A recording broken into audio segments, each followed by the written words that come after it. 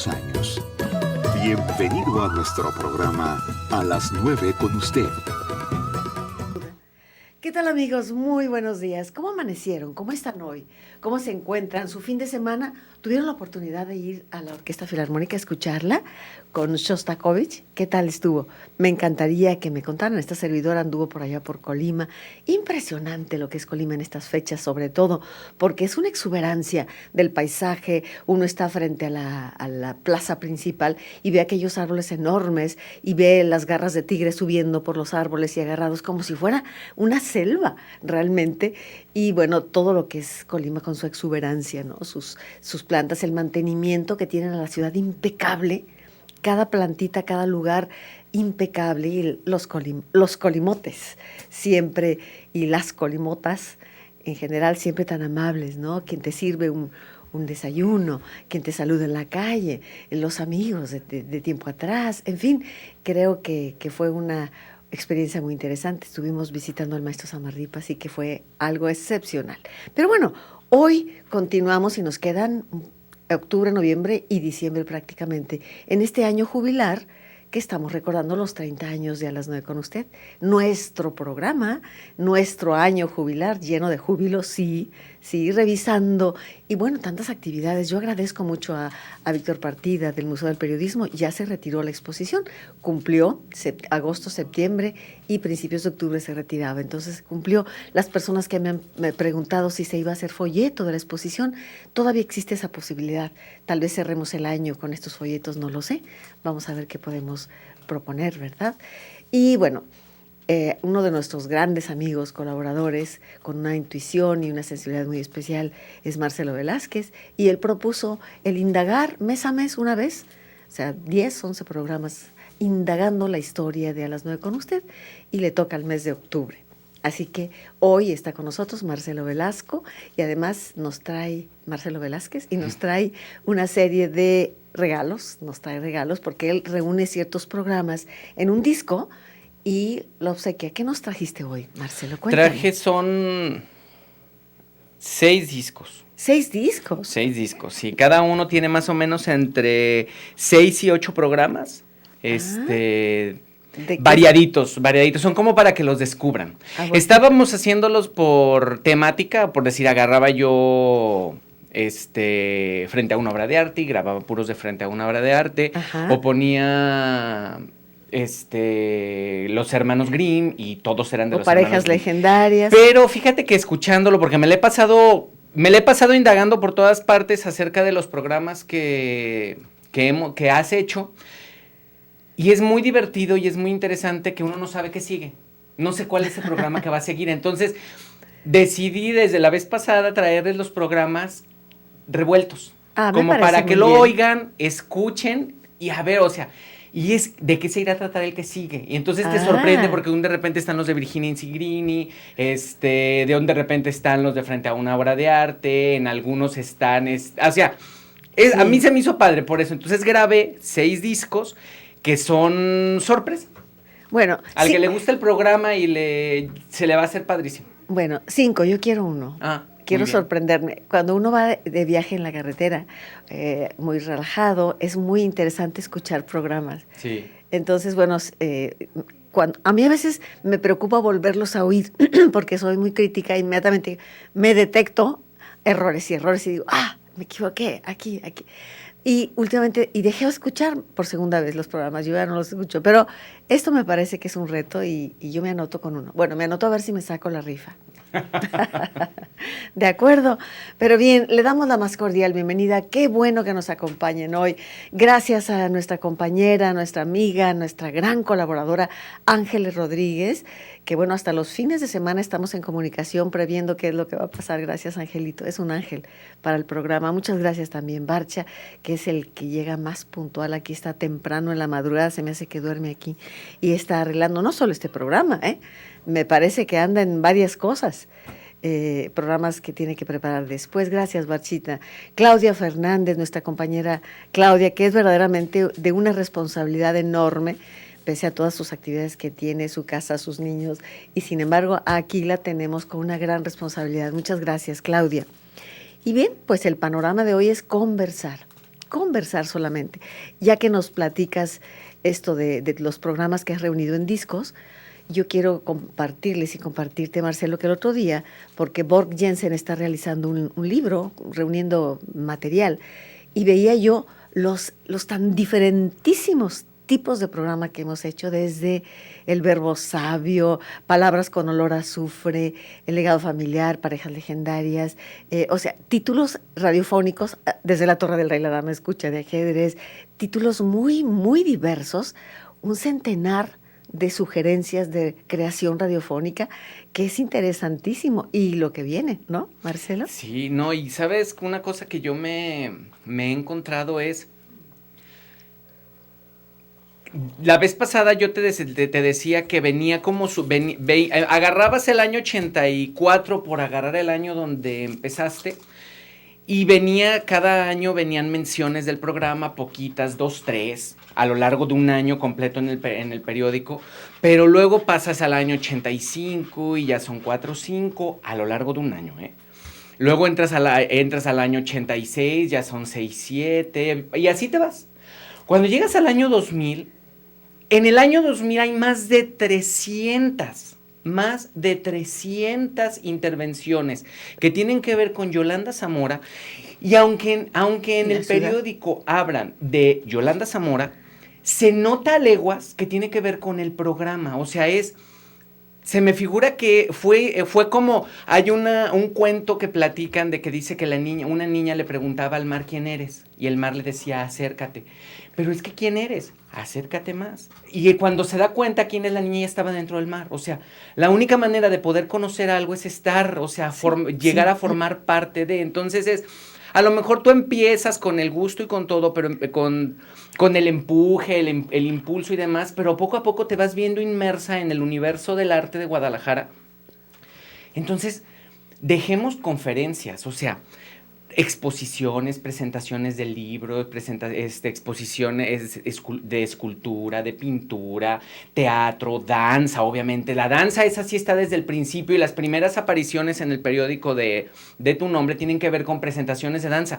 Sí. Pero después se va a libros y escultura y pintura, y poco a poco, y de repente es una referencia cultural realmente, porque en algunas eres entrevistada, en otras en otras entrevistas, en otras simplemente das testimonio de estuve y vimos, entonces realmente es que cuando a veces las personas dicen que otra vez estamos tratando del tema del programa y que es mucho, es que es mucho. O sea, y no se puede quedar en el pasado nada más el mucho, como que sí, y no es o sea, y volvemos, no es estarse echando uno agua y decir yo soy o no. Es simplemente saber que el programa, dentro de sus 30 años, que a tanta gente le ha dado algo, porque a mí me dio en la primera adolescencia. Cuando tú empezaste, yo te empecé a escuchar, y a mí realmente me sacaste de un hoyo. Cada adolescente encuentra diferentes respuestas, algunos en el deporte, algunos en lo que te enganches. Uh-huh. Así como hay unos que se enganchan en las drogas y otros que se enganchan en el deporte. A mí me enganchó, o sea, me llamó mucho el hecho de ahí empecé a ver yo la romería de diferente manera, empecé a ver la pintura, las cosas. Entonces sí llega un momento en que vale la pena como echarse un clavado y ubicar lo que pasaba hace 30 años y lo que fue pasando hace 20 y lo que fue pasando hace 15, para saber por qué estamos aquí ahora, por qué se están celebrando 30 años y por qué el programa es un programa tan importante, porque sí lo es. A lo mejor no es un programa muy, muy popular, pero es un programa que la gente lo recuerda y la gente lo conoce. Bueno, pues sí que es muy, muy halagador y muy satisfactorio. Te lo agradezco tanto, Marcelo. Ya que estamos en esta situación de los 30 años, yo voy a compartir con el público una inquietud. Me parece que yo siempre he pensado y sigo pensando que 30 años es más que suficiente. Ayer conversaba con el maestro Rafael Samarripa y le decía yo, es que quisiera ya cerrar el programa. Y claro, no depende la decisión de mí, sino también de las autoridades de C7. Si quieren poner a un par de muchachos al frente del programa, yo estaría incluso ayudándoles a producir, o sea, entregar un poco la estafeta o bien cerrarlo, decididamente. Y el maestro Rafael Samarripa me contestó, si ya dijiste lo que tenías que decir, bueno, uno nunca termina de decir lo que tiene que decir porque siempre hay ideas nuevas, pero al mismo tiempo a mí me gustaría preguntarle al público, ¿qué les gustaría que ocurriera con A las 9 con usted? Cerrarlo en estos 30 años, que sería muy bonito, cerrar el programa, tal vez el año que entra a iniciar, vaya, y los primeros meses pensar en cerrarlo, dar las gracias. A lo mejor dejar al frente del programa a otros chavos, prepararlos para que continúen, que me encantaría que sucediera así, o bien, o continuarlo un tiempo con nuevas ideas, no lo sé, pero como ese programa no es Yolanda Zamora, de verdad que yo les pregunto, ¿cuál es su sentir? ¿Qué sería lo más conveniente? ¿Qué opina usted? A mí como radioescucha se me figura que no puedes haber dicho todo lo que se tendría que haber dicho por una simple y sencilla razón, no eres fin, eres medio. Entonces siempre hay novedades, o sea, Sí. siempre hay cosas que aprender. Y una cosa que es muy importante no es lo mismo tener 20 años y abordar la pintura a los 20 años que abordar la pintura a los 30 o a los 40. Entonces, aun cuando no es lo mismo entrevistar a Colunga ahorita que entrevistar a Colunga, Claro. a Colunga hace 30 años, o sea, Sí. el avance es y por lo tanto es renovado, o sea, vas viendo las cosas. Si fuera a hablar Yolanda Zamora su punto de vista, pues a lo mejor la gente ya los conoce, porque aunque vas cambiando, Sí. pues el punto de vista va variando poco a poco y es una evolución paulatina. Pero si tú ahorita traes a Rafael Samarripa, por decir que, voy a entrevistar a Rafael Samarripa, es que el señor, ¿cuántos años hace que no lo entrevistas aquí? Y ¿qué cosas nuevas está haciendo? Claro. Fíjate que entre las cosas que venía, hay una donde el ballet folclórico de la Universidad de Colima va a participar en la Feria Universal de Hannover en Alemania. Eso sucedió en el 2000, entrevistas a Samarripa en el 2000. Sí, sí. ¿está esa entrevista? Está esa entrevista. Y yo que anduve buscando para el libro cuál sería la mejor y mira. Supongo que no es lo suficiente, no es toda. Claro. Son extractos, porque Sí. realmente es una parte del periódico, pero bueno, vienes ahí, o sea, es que constantemente están pasando cosas nuevas. Sí. Por cierto, que bueno, lo encontré muy bien y les envío un saludo a todos ustedes. Fuimos, Julieta Camacho, que fue primera bailarina del ballet folclórico de la UDG, y cuando yo estaba en el ballet folclórico de Pita, que así nos conocimos y que luego fuimos muy buenas amigas, somos. Y me encantó ver a Rafael y a Evelia, su hermana, escultora también, y verlos también me dio muchísimo gusto. Y está ilusionadísimo con ahora el Ballet Folclórico Infantil de Colima, ¿no? Hay unos planes maravillosos. Y sí, tienes razón en este sentido, ¿no? Uno va cambiando y uno va madurando. Vamos a ir a un corte. 30-30-53-50, 30-30-53-85. Repito, 30-30-53-50, porque ya está aquí Angelito y aquí lo contesta, Marcelo. Veo que te sorprende el nuevo teléfono, porque aquí lo contesta directamente, mira ya. Y entonces se entera el teléfono. De otra manera, subía y bajaba, está bien que sea Ángel, pero subía y bajaba todo el día. Entonces aquí tenemos el teléfono para que ella conteste. También el celular, si usted aprovecha los espacios de anuncios, 044-33 10-20-30 61. Márquenos y volvemos en un momento con usted. A las 9 con usted. Regresamos. A las 9 con usted. Continuamos. ¿No? Me decía Marcelo que qué haría si dejara este programa. Obviamente tengo una serie de actividades, doy clases, voy, vengo, estudio. Pero yo siempre he sostenido que en la teoría del ser, ontológica de quién eres, había un lugar común que todo el mundo dice, ¿cuánto tienes, cuánto vales? O sea, tener o ser. Entonces, nuestros amigos radioescuchas, los que nos siguen y nuestros amigos, en realidad este es un nivel muy superado, creo yo, a no ser que estés tan elementalmente instalado en la vida que quieras tener. A mí me parece eso muy superado, afortunadamente, en nuestro medio. Pero luego viene un segundo nivel que ese sí creo que no está muy superado. ¿Quién eres? ¿Qué haces? El qué hacer. Y esto también tiene que ser superado. No eres lo que haces, eres lo que eres, vaya. este juego de palabras finalmente, el ser por el ser, no es el ser y su quehacer y el ser y su tener. Ahora, desafortunadamente, el quehacer sí te va definiendo, te va caracterizando y te va incidiendo en tu ser, eso sin duda. De ahí que muchas veces se diga que tú le des poder a una persona que nunca lo ha tenido y su ser cambia. De pronto le das poder a alguien y el poder se vuelve otra persona y toda esa generosidad que tenía la pierde en algunos casos. Pero subrayo, eso significa que cuando tú dejas de hacer lo que haces, no dejas de ser, sino al contrario, inicias un nuevo proyecto y la vida está llena de proyectos. Entonces, bueno, eso contestaría. Yo lo que digo es que Sí. realmente hasta en tu literatura eres demasiado oral. O sea, Sí, yo no creo que oralidad. considere, y tienes o sea, y hay una ventaja, en la palabra no hay edad. O sea, ves a Cristina Pacheco ahorita en su No, su no, sin programa, duda, eso es lo de y menos. la señora, o sea, es que no importan las arrugas, ni importan las No, cosas, no, lo por que importa supuesto. es el don, o sea, el don de la oralidad. Yo te lo decía porque, por decir, estábamos platicando del libro que tienes, donde viene tu encuentro con Alicia Alonso, y es que cuando lo platicas en radio hace meses, Ajá. se lo platicaste, es que se transforma la realidad, se transforma en mágica, o sea, cuando ella suelta el chal y se va y que entra brincando prácticamente al escenario, es como si flotara. Sí. Es algo muy García Marquiano, es algo Sí, muy de o sea, acuerdo. de realismo mágico. Bueno, precisamente, Marcelo, ese es el reto. Sí, pero Yo es que el quisiera ver asunto si es que puedo. lo creces por la palabra, o sea, Bueno. es que hay, por decir, García Márquez es literario. Sí. García Márquez no habla cuando escribe, Pero es habla muy literario. bien, ¿eh? Habla sí, muy bien. pero, Hablaba no muy pero bien. en sus libros no es. Yo así lo veo. García Márquez es literario. Y está uno leyendo tus libros o lee uno tus cuentos y te escucha.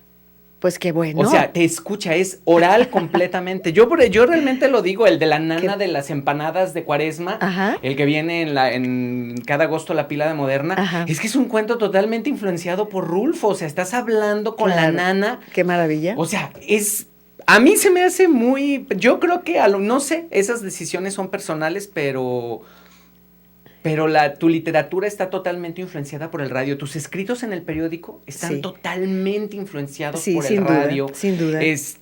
O sea, se nota que la radio marca y define mucho de tu quehacer en las otras Disciplinas. En las otras disciplinas que Sí, llevas. porque tú desarrollas una palabra comprensible y accesible y en lugar, vamos a suponer que yo voy a explicar a Kant, en lugar de estar hablando complejamente un filósofo, tengo que entenderlo tanto para poderlo compartir de una manera sencilla. Y mi literatura es sencilla, o sea, yo no me meto en formas complejas y en palabras rebuscadas, narro. Y sí, sin duda lo has dicho bien, la oralidad es parte de mis libros. Sin duda yo cuento historias. Me decía Gloria Velázquez, le envió un saludo enorme a la maestra Gloria Velázquez, fue una de mis primeras maestras, hace muchos años de ello, en mis primeros cuentos, y decía Gloria, Yolanda, tienes una facilidad con la palabra, grábate el cuento, cuéntanoslo, y luego ya lo transcribes. O sea, sí, en efecto, la oralidad es importante. En un principio era el verbo, el logos está ahí, y somos parte de esa manera de hacer comunión con los demás a través de la palabra. Cada quien tiene su forma, sin duda. Y fíjate que hay una cosa, tú nos acabas de regalar un libro que se llama El cielo, Las lunas de mi cielo. Sí.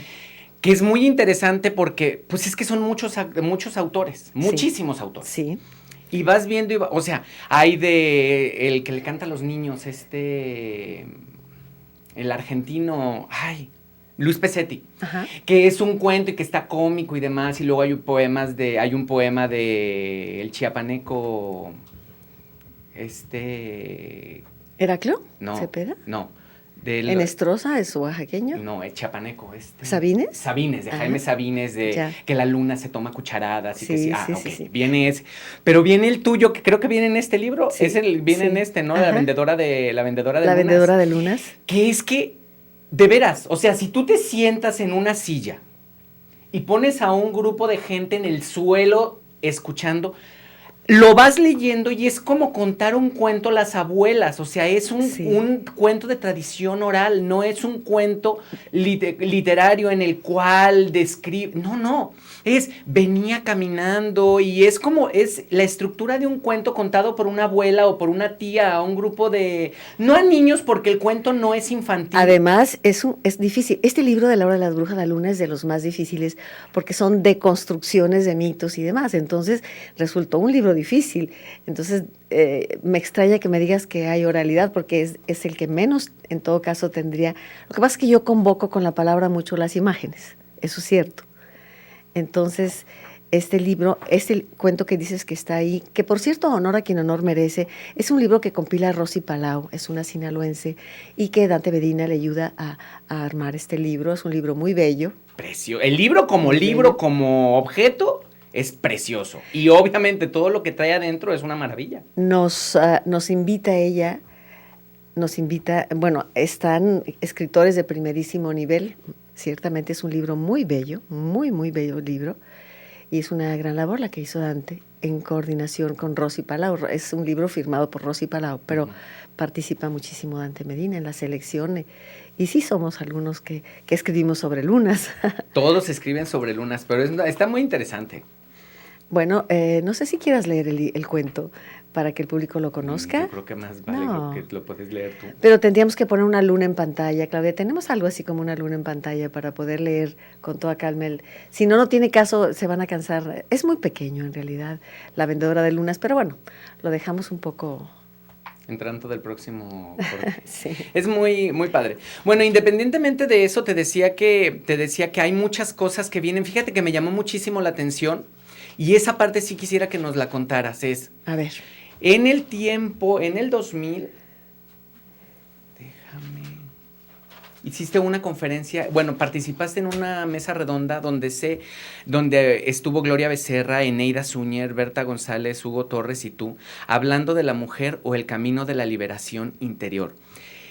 ¿A qué voy con esto? A lo largo de todas las cosas que he visto, y obviamente no podemos puntualizar actividad por actividad, porque para empezar sería muy aburrido y para continuar no nos alcanzarían 100 programas. Uh-huh. Si tomamos en cuenta que en el 2000 hay más de 300 intervenciones tuyas en actividades culturales en Guadalajara y todas están, ¿cómo se llama?, documentadas, es muy aburrido, pero hay una cosa que a mí me llama mucho la atención y es esa parte de la mujer, que no el feminismo, porque no es una actitud feminista si lo tomas en cuenta desde lo que es el feminismo en realidad. Sí. Pero tu actividad generalmente está muy influenciada por la mujer y como darle voz a la mujer en esta época, como tratando de romper paradigmas y romper estereotipos y que la mujer en su casa lavando trastes, porque en el 84 ese era prácticamente, una transición, pero todavía la mujer se la vivía entre lavar trastes o trabajar. Y nuestra generación fue punta de lanza de llevar a la realidad esa igualdad, esa lucha por la igualdad de la mujer. Y hay hay muchas cosas que se dieron en ese tiempo acerca de ese cambio, ese pasar de un lado la mujer definida por el hombre, porque la mujer se definía en el hombre, a la mujer se define por ella misma y busca un compañero. En efecto, esa es la clave realmente. Me está dedicando un corte. Si quieres, regresando al corte, hablamos de esa conferencia, de esa plática y lo que ha sido. Tienes toda la razón. Yo nunca vi a una mujer en su casa así en el papel tradicional. Mi madre era una artista, mi madre llevaba bailando, así, iba, tomaba decisiones. Entonces yo nunca...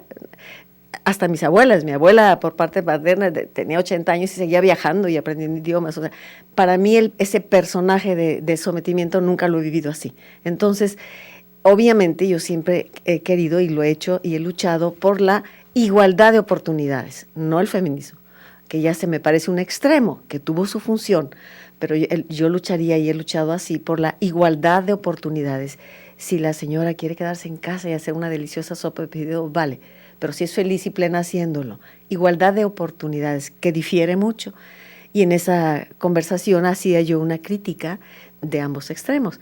Pero después del corte platicamos, ¿le parece? 30-30-53-50 principalmente, y 04433 102030 61. Volvemos en un momento. A las 9 con usted. Regresamos. A las 9 con usted. Continuamos. Bueno, estamos con usted. Tenemos varias llamadas del público, pero quedó una vertiente que me parecería que podemos agotarla, Marcelo, de la conferencia de la cual hablabas, que participaron varias personas aquí en Guadalajara, ¿sí es cierto? Mira, entre las ¿Qué te cosas, en gustaría ese saber? mismo tiempo en el que salió esa conferencia, tú escribiste en Atisbos de la condición humana del machismo. Sí. Y es muy curioso, pero escoges una frase, un párrafo de Nietzsche que está en Así hablaba Zaratustra, que dice: los hombres escasean. Por eso se masculinizan las mujeres, pues solo quien sea lo bastante hombre podrá redimir en la mujer a la mujer. Así es. ¿Te fijas cómo? Lo debiste de haber tratado en el programa, me escribiste en el periódico y participaste en la conferencia, todo Sí. se enriquece completamente. Interdisciplinario, sí, Ajá. sin duda tienes toda la razón. Yo trato de aprovechar un conocimiento y siempre, incluso cuando viajo, cuando aprendo, cuando estoy en una nueva clase, yo aprendo en función de compartir, ¿no? Oral y escrito. O sea, yo aprovecho para dar, vaya, me quema si lo tengo guardado, necesito compartir conforme llega, porque esa es parte de mi ser, compartir, ¿no? Y crear comunión en las ideas, que eso es muy interesante. Y en esa conferencia hablábamos pues que hace 30 años no eran las cosas como en la actualidad, no había una libertad, apenas el feminismo data de la segunda mitad del siglo XX realmente, ¿no? Con Simone de Beauvoir y todos, se va implementando paulatinamente. Y me parece que en esa conferencia a mí me tocó participar haciendo una crítica tanto de ese tiempo de sometimiento de la mujer que se da en la historia desde la antigüedad hasta la actualidad. Y yo hacía una crítica de por qué sentía que la forma de abordar el problema no era la correcta. Y yo mencioné 3 valores en los cuales me encuentro que hubo un problema. Primero, confundir fondo y forma. Yo creo que el pelear por si el voto, por si las mujeres pueden ser sacerdotes, eso es la forma. El cambio tiene que venir desde adentro, en la libertad ontológica interior del ser. Y luego vendrán consecuencias. Qué bueno que la mujer vote, qué bueno que... Sí, pero el problema no es que vote o no es una circunstancia, es una actitud de vida. Entonces eso fue la primera crítica que hice. La segunda, el haber centrado los cambios en la mujer, cuando igualmente ha sufrido por un estereotipo el hombre. Entonces los cambios tendrían que venir hacia la pareja, hacia los 2 géneros, ¿no? Esa sería la segunda crítica que hice. Y la tercera, el caer justamente en competencias, por un lado, absurdas y por otro, hasta ridículas en relación con la figura del hombre. La mujer será siempre una mujer, el hombre será siempre un hombre, y tendrán, lo dice Edith Stein, cada uno su ethos, su ser, su alma, con ciertas características que te hacen hombre o te hacen mujer. Eso fue básicamente el resumen de aquella conferencia que estás mencionando hace muchos años. Y luego en el 23 de abril del 2000 escribiste, y esto fue muy interesante, escribiste 2 artículos, uno el 23 de abril y otro el 25 de mayo, donde hablabas de la voz callada del Evangelio. Ah, sí. A mí me interesa mucho eso porque fue por esos tiempos donde es que se va dando. Después llegó el Código Da Vinci y la gente se Mucho volvió después. loca. Sí, pero o sea, a lo que me refiero es que hay una sensibilidad de parte de ir viendo hacia dónde va el camino, Sí. y cómo te va influenciando, porque es muy importante.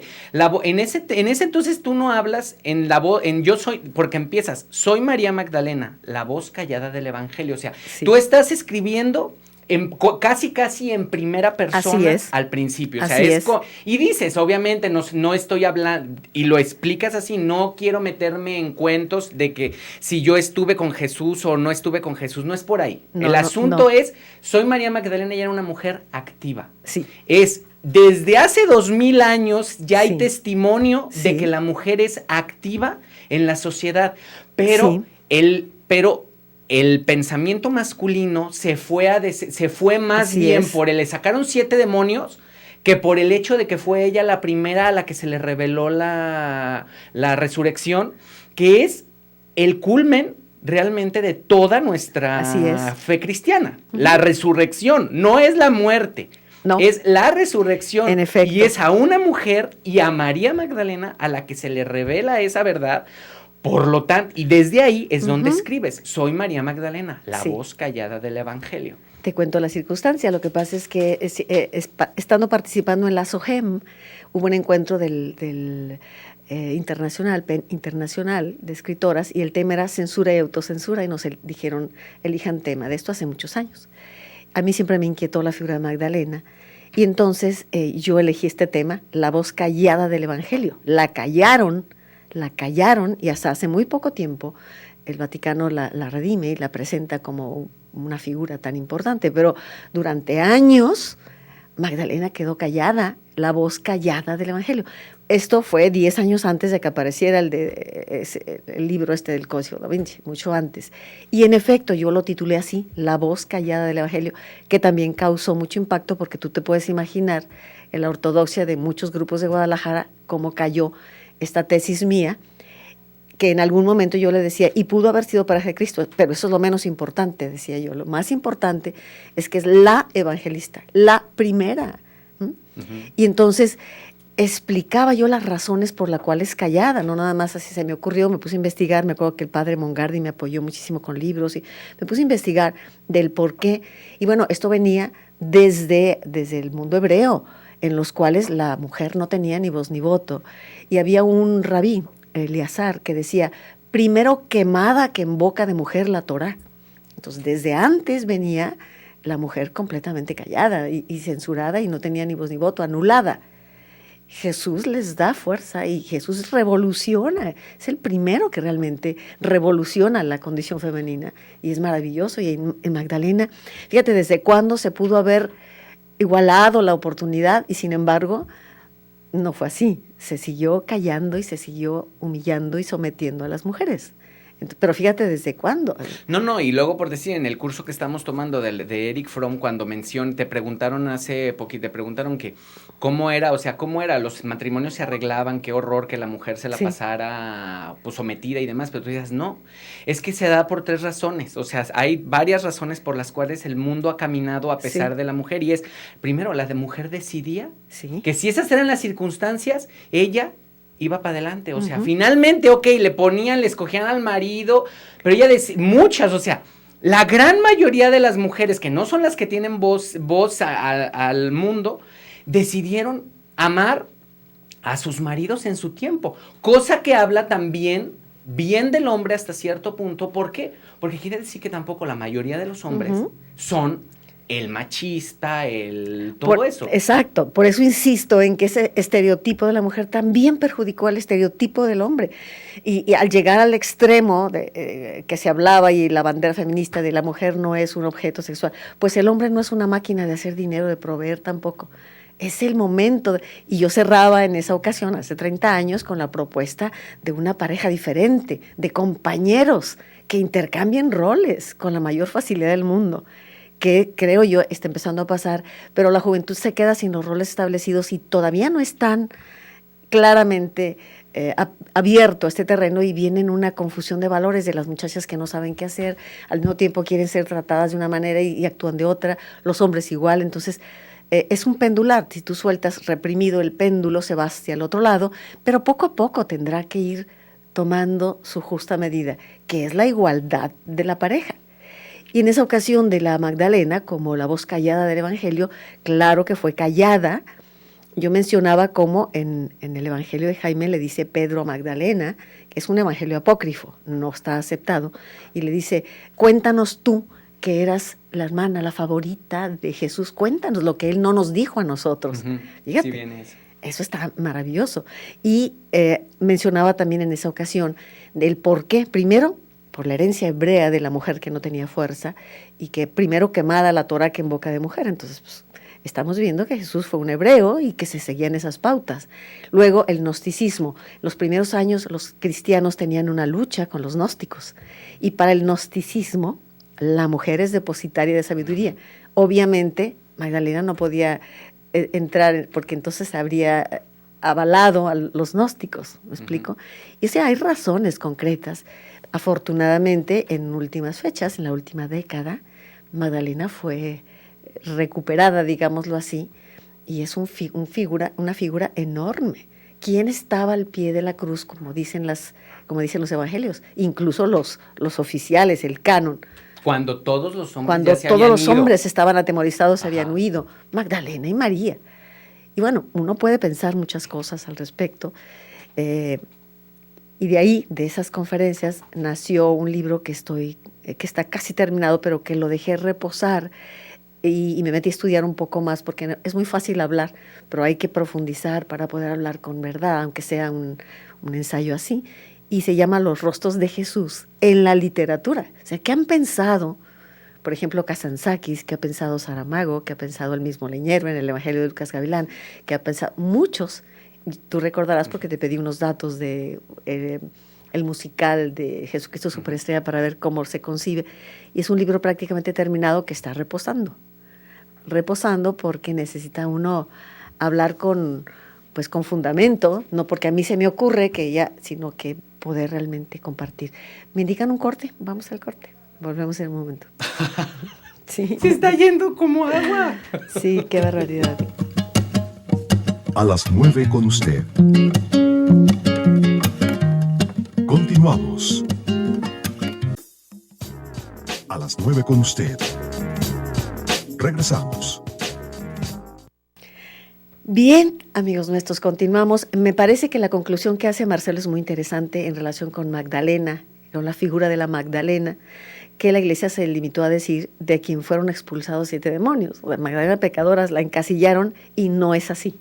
No es así para empezar, pero ibas a decir algo. Sí, o sea, es esa parte que en la iglesia muy probablemente por el pensamiento, no por maldad, realmente es una evolución. No lo veamos como hay los malos, no. Es un pensamiento. Los hombres tenían el poder, por lo tanto ellos eran los que pensaban alrededor y se quedan con la Magdalena, pecadora arrepentida, de la cual fueron expulsados 7 demonios, en lugar de pensar, a ver, ¿y por qué? No a Pedro. Pedro era la piedra angular de la iglesia renaciente. No, se le aparece a Magdalena y Magdalena no fue ungida ni fue, o sea, fue la que da testimonio. Así ¿Por es. qué? Porque la mujer muy probablemente es más sensible a la vida. Más receptiva a la verdad también. Bueno, quede ahí. Estos son solamente apuntos de lo que ha pasado hace muchos años atrás, cuando era un tema que no se abordaba casi, hay que decirlo. Pero bueno, me está diciendo Claudia que ya tiene la luna lista. Entonces sí podemos leer este cuentecito muy breve y el público se puede ir imaginando si ponemos a la luna en pantalla. Sí, de acuerdo, vamos a leer. Empieza con este cuento con la serpiente y tenemos ahí una luna. El desamor empieza. El desamor se fue metiendo despacio por la ventana, dicen. Primero en gotas gruesas, redondas, pesadas como azogue, de esas que caen en las primeras tormentas de apenitas junio, cuando no toca que llueva y las nubes se retuercen conjuradas y sueltan 2, 3 escupitajos, nomás para hacer más fuerte la calor, dicen. Como una sombra apenas tibia, el viento entró, luego se fue encabritando y convertido en serpiente, estalló los cristales de la casa, revolvió los manteles, volcó el pan y la sal, tomó los jarrones, desparramó las espigas por el suelo, levantó las sábanas de iniciales trenzadas, descolgó un cuadro de la sala y dejó a la dama gorda de la pintura a punto de caer de la bicicleta, levantó de raíz el laurel de la India, dicen, y ¿sabe lo único que resistió? La escalera, solamente la escalera, esa de muchos peldaños de pino de barrotes acinturados, la escalera que ahora lleva a sabe Dios dónde, porque arriba solo quedaron nubes, dicen. Por eso, cuando ella escuchó venir el canto de la vendedora de lunas, agarró una mecedora, dicen, y se sentó a verla llegar con el alma que se le escapaba en luciérnagas por las pupilas del puritito gozo, dicen. La mujer que vendía lunas las traía colgando por todas partes. Algunas le salían entre los senos, otras asomaban de su morral engrecado. Lunas de todas, de esas grandotas que parecen incendiarse y que uno las puede tocar con solo estirar la mano. lunas difusas pero testarudas, de las que provocan al sol de las 5 de la tarde. Son las 12 del día y no se quieren ir. También de esas que parecen mantillas de encaje, casi transparentes, sutiles como nubes, y de las otras muy blancas, cortadas a navaja de barbero así, ¡zas!, derechito. Y lunas rojas, poderosas, de las que levantan maremotos, y lunitas delgadas, columpios luminosos, uñas de bruja, que se ven allá a lo lejos, y quisiera uno salirse por ellas antes de que se las trague el alba. Así se lo digo. Ahí venía la vendedora de lunas con su pregón de plata, y ella en la mecedora raca y raca, y la gente pensaba al verla tan ensoñecida, si le venden una luna, esta sí, seguro que la compra. Muy bueno. Ese es el cuento de la ¿Sabes que hay vendedora una de cosa lunas? que es muy... ¿Este libro hace cuánto lo escribiste? Lo publicamos con Ágata en el 96. Ok. 96. Casi Estamos 20 años. 2014, hace 22 años, ¿no? No. No, 18. Hace 18 años. ¿Y sabes qué es lo más interesante? Ajá. Y eso es en tu literatura. No es este cuento. Es, en general, en tus cuentos, la mujer no es rescatada por el hombre. Por ella misma. Es por ella misma. Exacto. Y eso, algo que yo insisto, apenas hoy, 2014, nos llegaron 2 películas de Disney dirigidas a los niños, donde la mujer es rescatada por sí la misma. mujer. Así es. Normalmente era la mujer rescatada por el hombre. O sea, tú lo escribiste hace 16 años. Pero es que es un avance del pensamiento humano. La mujer no necesita al hombre para ser mujer, que era la idea.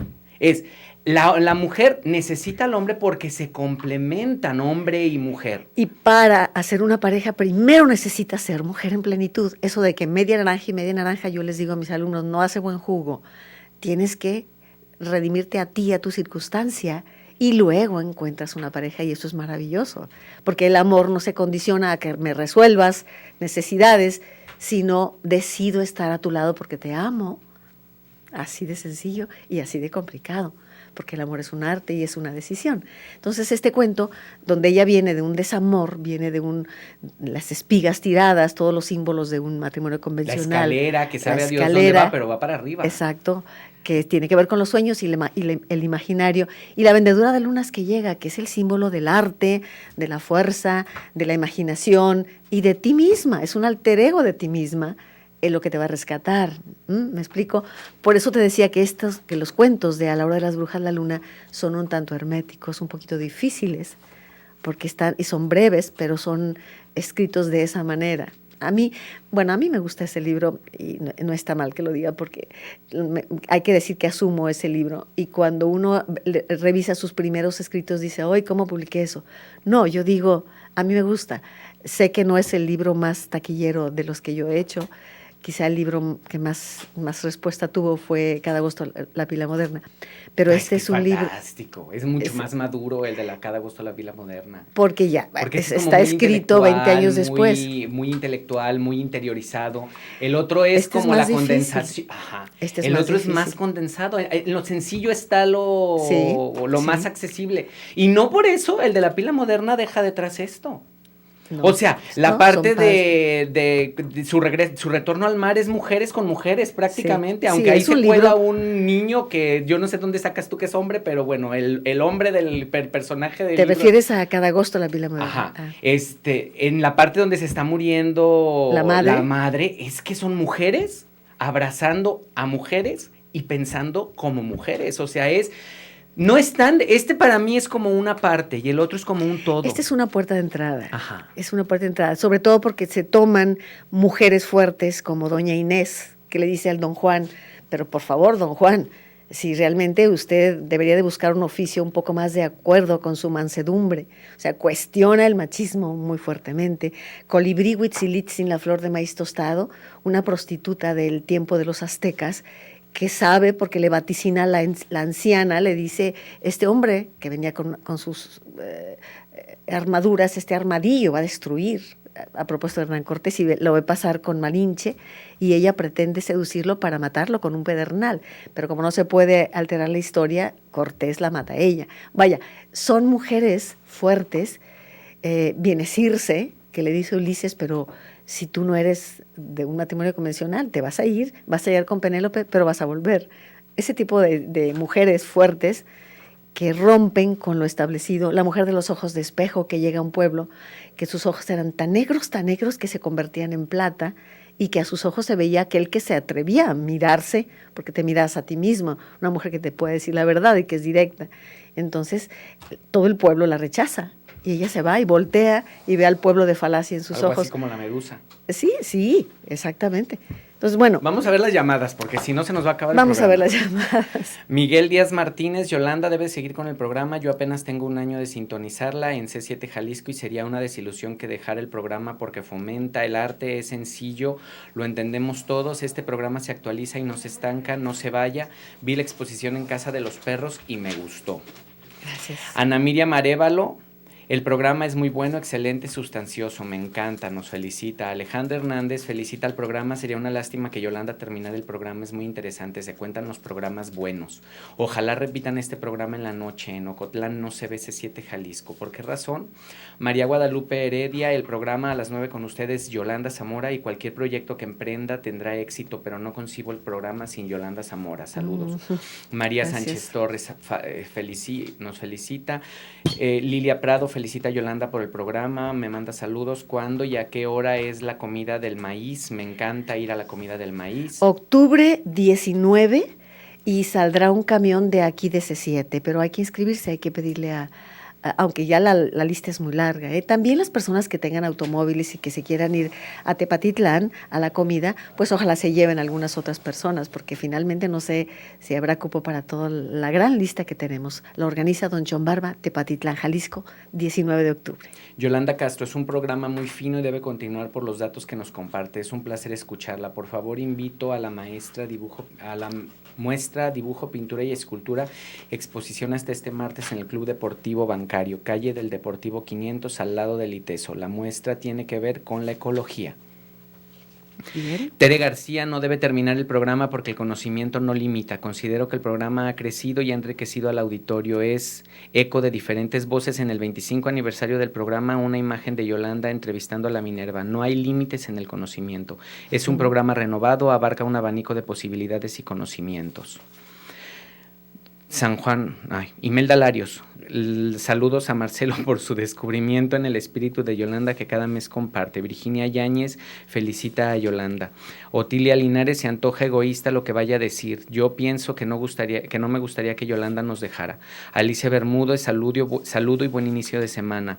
María Elvia y Dalilia Segovia, saludo a Marcelo. Mi hermana y yo deseamos que Yolanda continúe al frente del programa. Y Marta Carrillo, feliz inicio de semana a todo el equipo. Hay que escoger 6 papeletas. 6 papeletas así al azar. Uno, tú vas leyendo, yo me las vas pasando. Tilia Linares se lleva un programa, Virginia Yáñez otro, van 2, María Guadalupe Heredia 3, Alejandra Hernández 4, María Sánchez Torres 5. Repito, tienen disco con 6 programas cada disco. María Sánchez Torres, Alejandra Hernández, María Guadalupe Heredia, Virginia Yáñez y Otilia Linares. Un saludo a cada uno de ustedes, un abrazo a cada uno de ustedes, y pueden pasar a partir de este momento a recoger su disco y sus 6 programas. No tengo idea de cuáles son, pero va a ser interesante escucharlos de nuevo. Muchas gracias. Marcelo, gracias. Realmente te has buceado en todo lo que ha sido un trabajo profesional y has encontrado aristas que yo misma tenía olvidadas, ¿eh? Y de pronto que yo decía, esto habrá valido la pena. Me reflejas que hay semilla y que podemos recoger frutos, y esto es para agradecértelo profundamente. Gracias a Marcelo. ti. La verdad no tienes idea de lo que me ha enriquecido leer todo el tesoro de atisbos desde la condición humana, enriquece muchísimo, y el venir al programa le da sentido a todo eso. Bueno, faltan 20 segundos para despedir. Rápidamente les cuento que algunas de estas actividades, de cientos y cientos y cientos y cientos de encuentros, he tenido que escoger 30 porque entrego este mismo mes a Seminario de Cultura Mexicana el libro 30 años, 30 encuentros. Entonces tuve que escoger así contaditos, Rulfo, Arreola, Del Paso, Alicia Alonso, así. Y bueno, ya les platicaré cuando se presente. Por hoy es todo. Gracias y hasta mañana a las 9 con usted. Por tu compañía hoy en nuestro programa A las 9 con usted. Gracias.